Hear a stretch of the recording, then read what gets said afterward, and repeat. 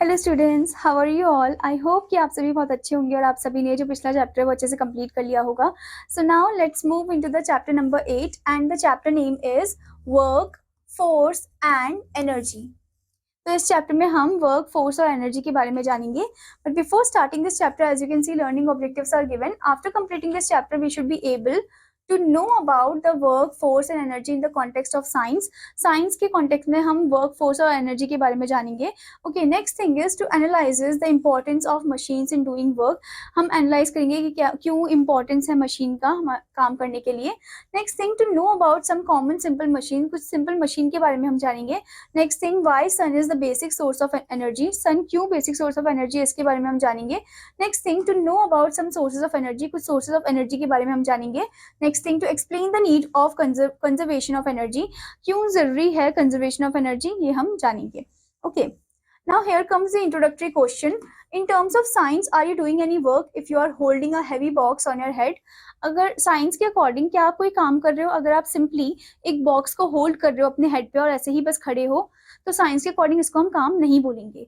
काम साइंस के अकॉर्डिंग तब होता है जब हम किसी ऑब्जेक्ट को पुश कर रहे हो, वो ऑब्जेक्ट सच में पुश हो रहा है, हमने फोर्स अप्लाई किया, वर्क भी अच्छे से डन हो गया है, तो उसको हम बोलेंगे कि हाँ, काम पूरी तरीके से कंप्लीट हो गया है। अगर आप एक ही जगह में खड़े होकर हेड में अपने हेड के ऊपर कोई भी भारी चीज को उठा के रखे हो, ठीक है, आप मूव नहीं कर रहे हो या फिर उसको कहीं पर और लिफ्ट नहीं कर रहे हो, ठीक है, तो उसमें हम वर्क डन नहीं बोलेंगे, ठीक है, अकॉर्डिंग टू साइंस।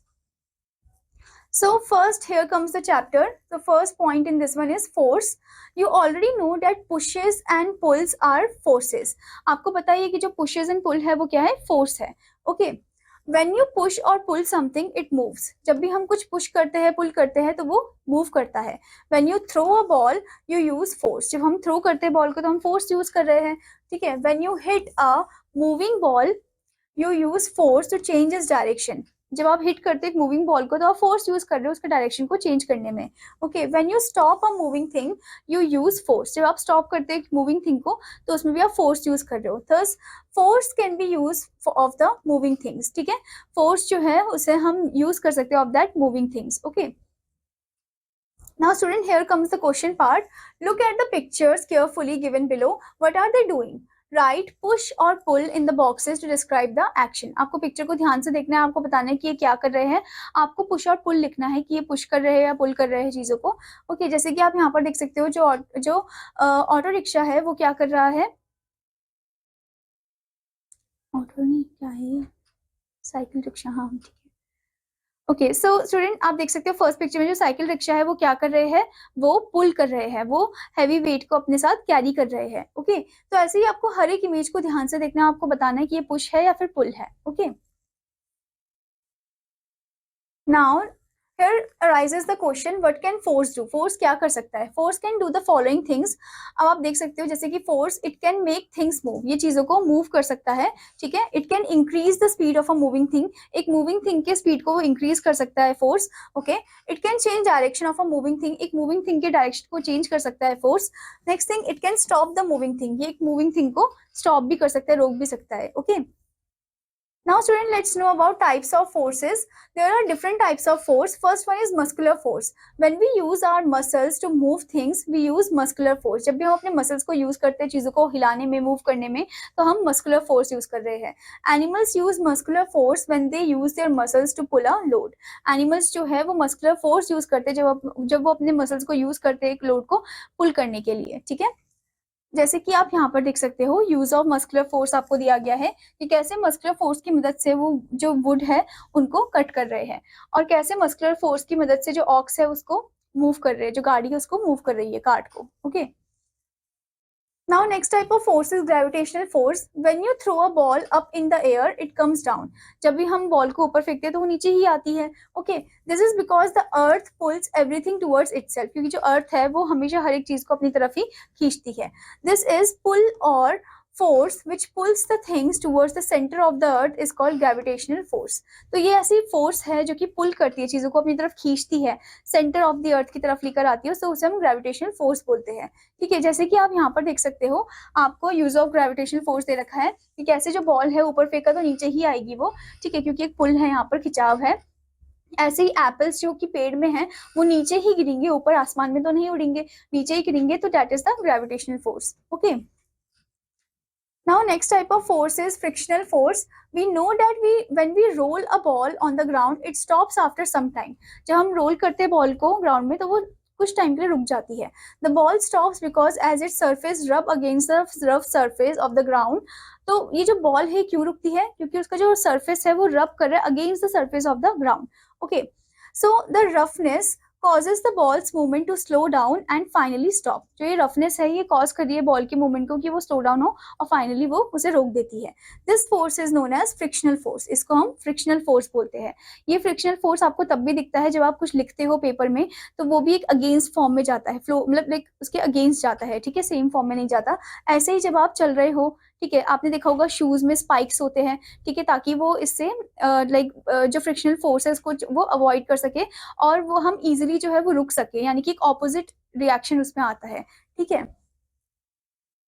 आप यहाँ पर देख सकते हो, आपको फ्रिक्शनल फोर्स दिया गया है, ये कैसे बॉल रोल डाउन होती है, फिर आफ्टरवर्ड इट जस्ट स्टॉप. ठीक है, उसके बाद वो यहीं पर रुक जाएगी. ठीक है, तो ये फ्रिक्शनल फोर्स की वजह से ही होता है. So student, as you can see यहाँ पर आपको अब फ्रिक्शन के बारे में दिया गया है. Friction is the force that stops moving things. Friction वो फोर्स है जो कि मूविंग थिंग्स को स्टॉप कर देता है. Okay, the greatest the friction an object has to overcome the slower it move. जितना ज्यादा ग्रेटेस्ट फ्रिक्शन होगा उतना ही स्लोअर वो ऑब्जेक्ट मूव करने लगेगा.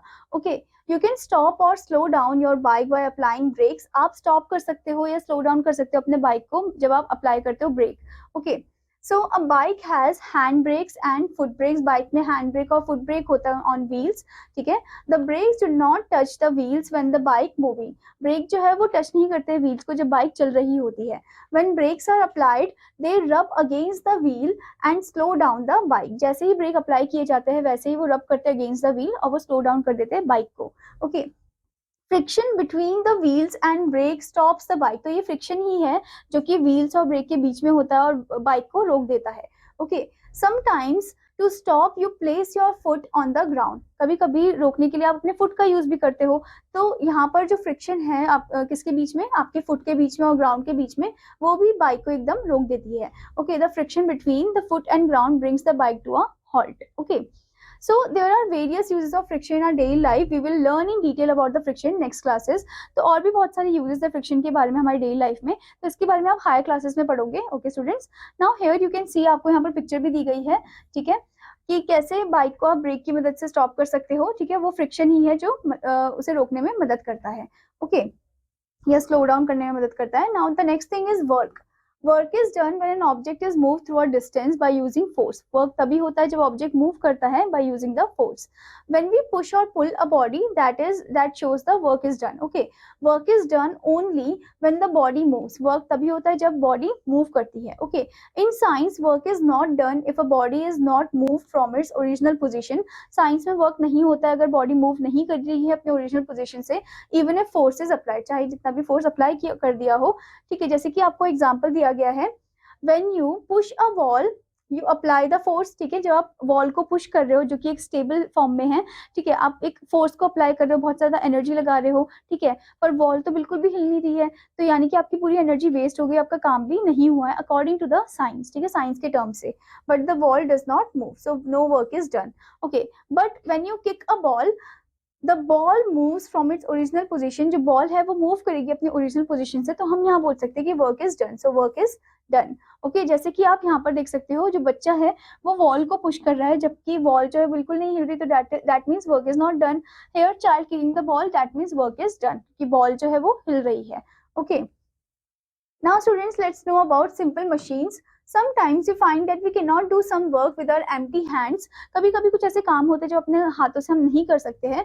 So we use some tools to do the work. तो कुछ tools का हम use करते हैं. These tools are called simple machines. In tools को हम simple machines बोलते हैं. We do some work with the help of some tools such as screwdrivers, hammer, knife, nail cutter etcetera. तो कुछ ऐसे टूल्स है जिनकी मदद से हम कुछ ना कुछ काम करते हैं, जैसे कि screw driver, hammer, knife, nail cutter हो गया.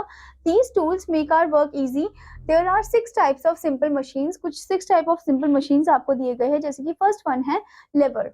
अ lever is use to lift one or more things, ये हम यूज करते हैं लिफ्ट करने के लिए एक या एक से ज्यादा चीजों को, जैसे कि आप यहाँ पर देख सकते हो pliers, tongs and nut crackers are some examples of these machine. Lever के कुछ एग्जांपल आपको यहाँ पर दिए भी गए हैं, पिक्चर्स दिए गए हैं, जैसे कि प्लायर, ठीक है, नट क्रैकर, टोंग्स यानी कि चिमटा, जो हम चपाती जब बनाते हैं तो हम यूज करते हैं उसे। Okay,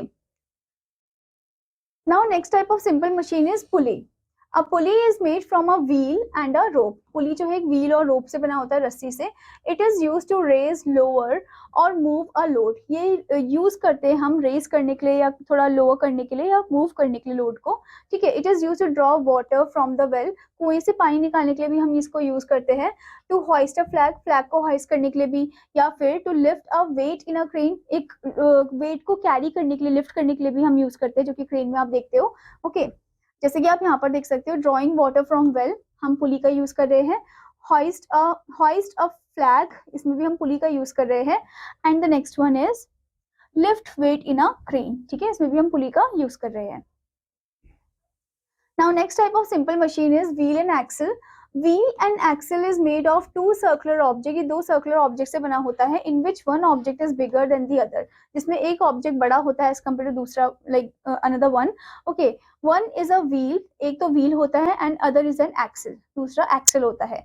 giant wheel and bicycle pedal are some of the examples of wheel and axle. इसके एग्जाम्पल आपको जाइंट व्हील जो एक राइड होती है ना, वो हो गया, या फिर बाइसिकल के जो पेडल होते हैं, ये कुछ एग्जांपल्स आपको दिए हैं व्हील एंड एक्सल के। आप यहाँ पर इनकी इमेज भी देख सकते हो, bicycle and giant wheel. Now next type of simple machine is incline plane. It is a slope, it makes it easier to lift something heavy. Instead of lifting something heavy straight up, you can push it up or incline plane with less force. You can push it up on inclined plane with less force.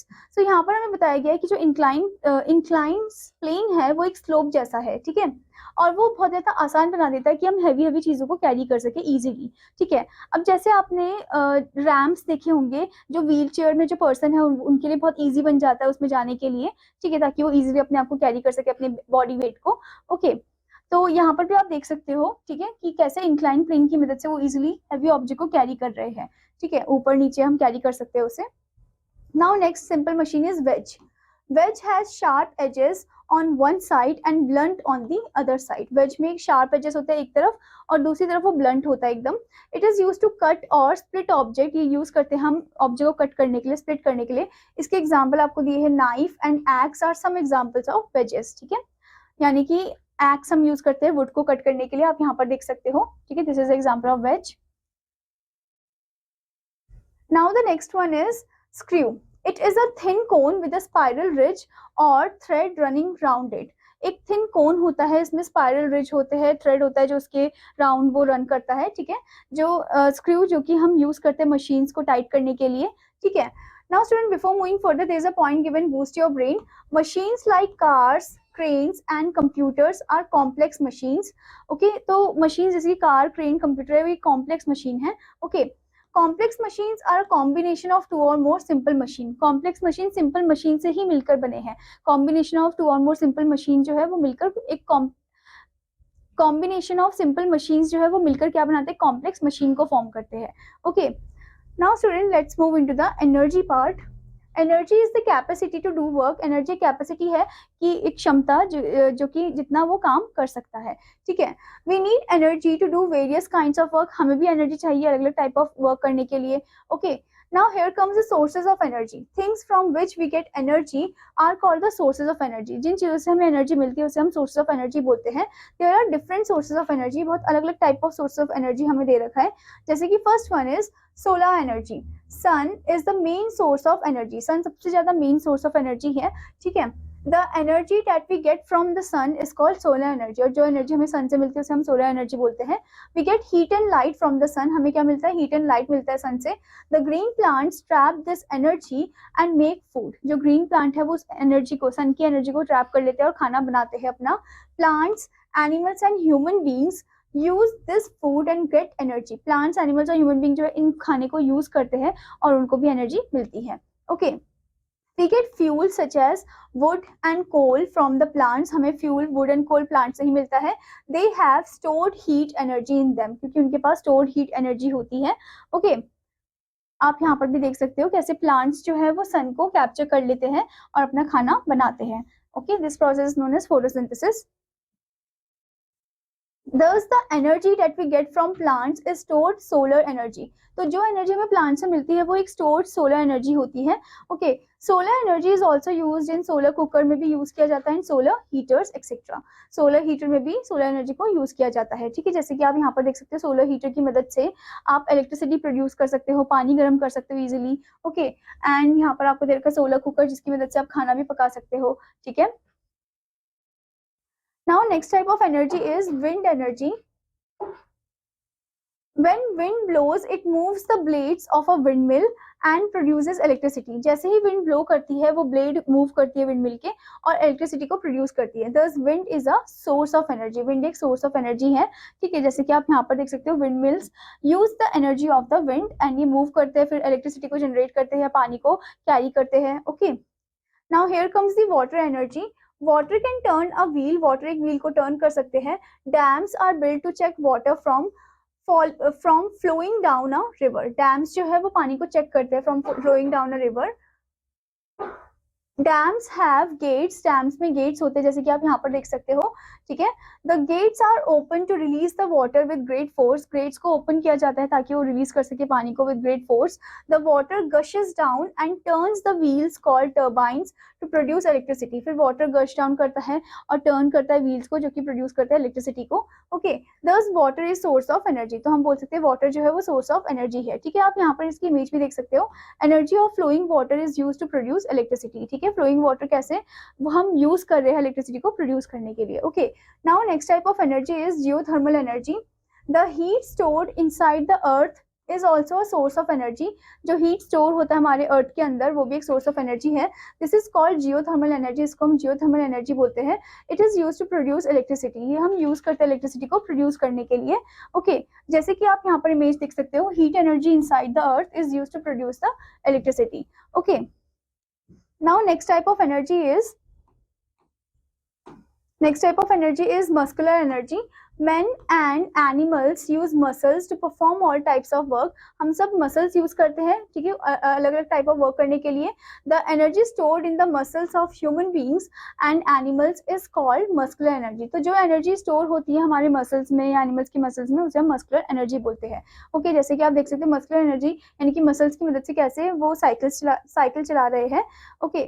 Now the next thing is when we turn a water wheel with our fingers, it rotates freely due to muscular energy. तो जब हम water wheel को move करते हैं अपने finger की मदद से तो वो freely rotate करते हैं, वो भी एक muscular energy है. Okay, so during pedaling our bicycle down a road, we use the muscular energy of our legs. तो हम अपने muscular energy of legs use करते हैं. ठीक है, जब हम pedal कर रहे होते हैं bicycle को. Now the next type of energy is electrical energy. Electrical energy is most useful and convenient form of energy. Electrical energy can be produced in number of ways. ठीक है, तो जैसे कि सबसे पहले electrical energy can be supplied through wires from one place to another easily and quickly. Electrical energy wires के through हम supply कर सकते हैं एक जगह से दूसरी जगह.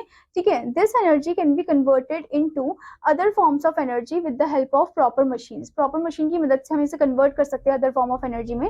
जैसे कि आप देख सकते हैं यहाँ पर refrigerator, fan, motor and washing machine etc. turn this energy into mechanical energy. वो turn कर देते हैं इस electrical energy को mechanical energy में. Okay, a heater and electric iron turns it into heat energy. और हीटर और इलेक्ट्रिक आयरन जो है वो टर्न कर देते हैं हीट एनर्जी में. ओके, आप यहाँ पर इमेज भी देख सकते हो, that is of air conditioner. Okay, now student, as we have read this chapter, let's move into the summing up point. As you can see, first point, push and pull are called forces. Next point, force can move a body, change the direction of moving things, stop a moving thing and change the shape of things. Next one, if there is no change, no work is done. Next one, machines are used to make work easier. Next one, energy is the capacity to do work. Energy can be got from different sources. Next one, things from which we get energy are called sources of energy. I hope student that you understood this chapter. और आपका homework है कि आपको chapter को अच्छे से read करना है, exercises भी अच्छे से complete करनी है. Now I will meet you in another class. Till then students, take care. Bye.